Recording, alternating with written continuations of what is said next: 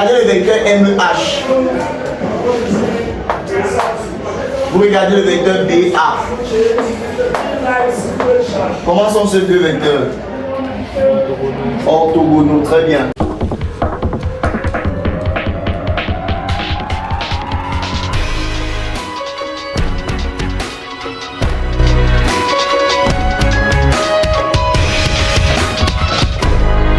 Là, on va factoriser.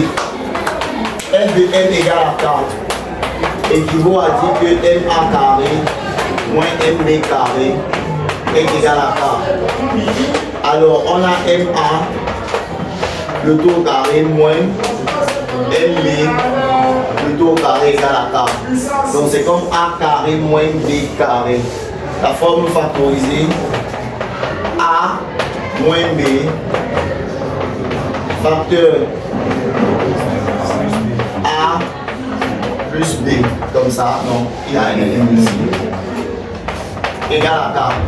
Maintenant là, le coefficient ici, 1, 1, on va poser le point I au milieu du segment AB.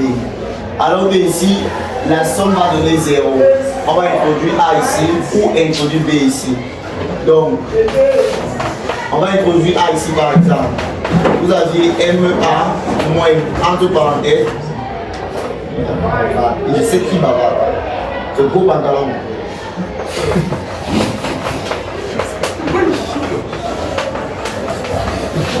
Comme ça. Donc là, j'ai mis le point A. Je dois mettre même ça, faire le couleur. Pour voir si ça dérange.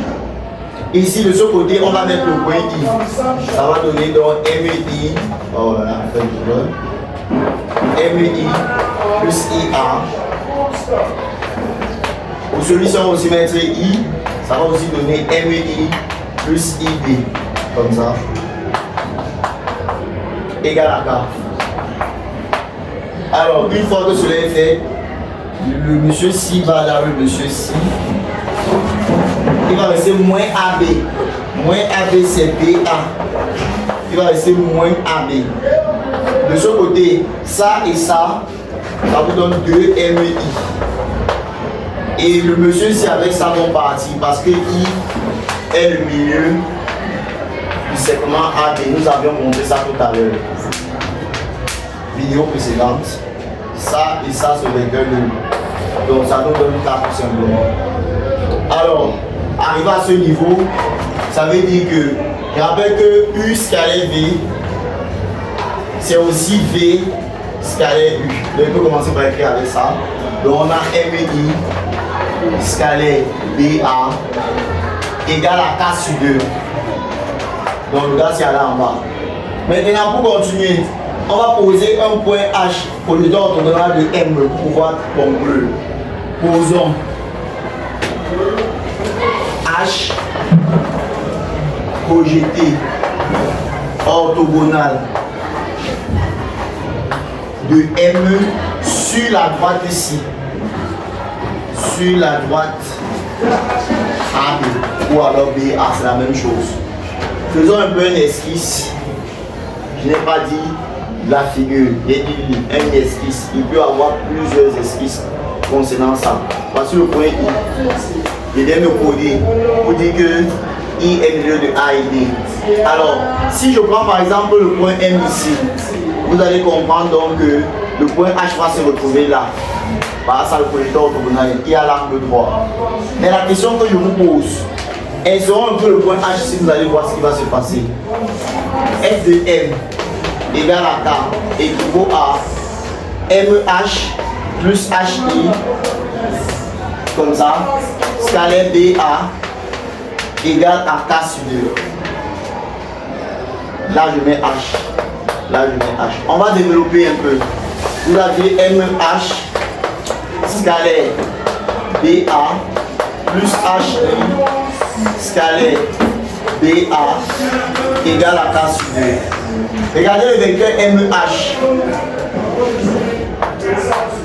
Vous regardez le vecteur BA. Comment sont ces deux vecteurs? Orthogonaux, très bien. MEH et BA sont orthogonaux. Alors, MEH scalaire BA est égal à 0. L'ensemble des points cherchés là, l'ensemble des points cherchés, comme on avait dit en classe de seconde et troisième, est la droite B passant par le point C, le point qui est collé à H, passant par H, et le vecteur normal, pourquoi? Parce qu'on a dit orthogonaux, et le vecteur normal BA. Là, on a déjà trouvé l'ensemble des points cherchés. Il reste une chose. On ne sait pas si H sera ici après B. On ne sait pas si H appartiendra au segment AB. On ne sait pas si H sera après le point A. À cause de ça, il faut qu'on cherche la position de H. Et on va s'en servir. Ça, là, serait déjà 0, c'est ce que nous avions dit. Il reste ça. Mais regardez donc les vecteurs BA et HI. Regardez BA ou regardez HI, par exemple. Comment sont ces deux vecteurs? Comment sont ces deux vecteurs? Personne n'a pris la parole. Comment sont ces deux vecteurs collinéaires? Donc les vecteurs HI et BA sont collinéaires.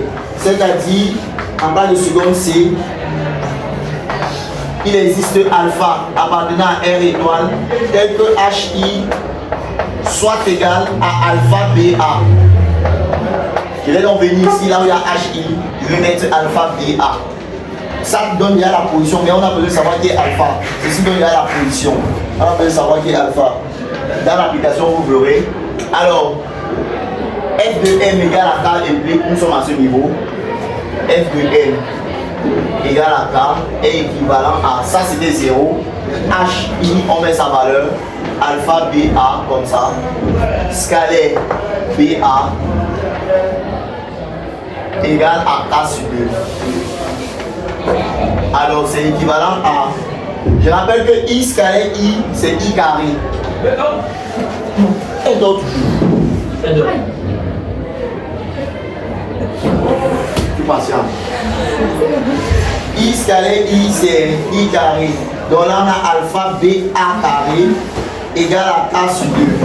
Après calcul bien fait, vous aviez donc alpha égal à K sur 2 BA carré. Voilà la valeur de alpha que vous allez venir remplacer ici. Ça donne donc la position du point H. Voilà l'ensemble cherché, voilà comment on fait pour trouver H.